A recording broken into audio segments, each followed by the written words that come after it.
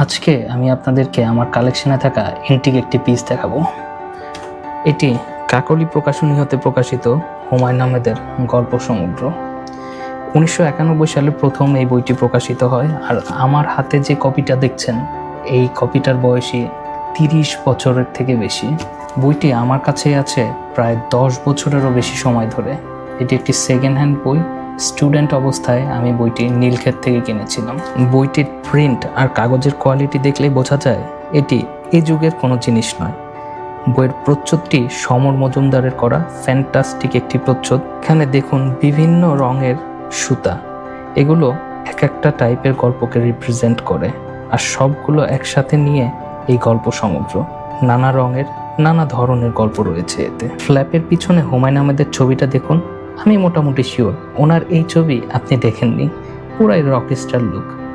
বইটিতে বইয়ের ফার্স্ট ওনারের একটি স্মৃতি রয়ে গিয়েছে। বইটি ওনাকে যিনি গিফট করেছিলেন তিনি খুব সুন্দর করে লিখে দিয়েছেন প্রিয় মালুকে, যে কখনো এই বইটি পড়ে শেষ করতে পারবে না, অথবা শেষ করলেও শুরুটা ভুলে যাবে। এইসব স্মৃতি জড়িত জিনিস মানুষ কেন বিক্রি করে আমার মাথায় আসে না। যাই হোক, বইটিতে মোট 59টি গল্প রয়েছে এবং প্রতিটি গল্প আমার পড়া। এখানে বেশ এভারেজ কিছু গল্প রয়েছে, সেই সাথে খুবই ভালো কিছু গল্প রয়েছে।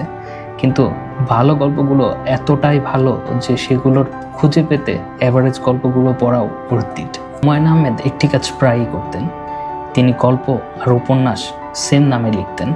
দেখা যেত কাহিনী ভিন্ন কিন্তু নাম সেম।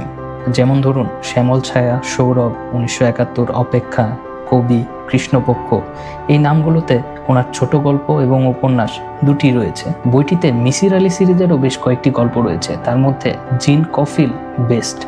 এছাড়া ভালো গল্পগুলোর মধ্যে রূপা, কল্যাণী-আশু, তুচ্ছ, কুকুর, ভয় এগুলো উল্লেখযোগ্য। ভয় গল্পটা কিন্তু খুবই মারাত্মক। ভয় আর বেয়ারিং চিঠি নামে অসম্ভব সুন্দর একটি গল্প রয়েছে। এছাড়াও মুক্তিযুদ্ধ বিষয়ক বেশ কিছু গল্প রয়েছে বইটিতে।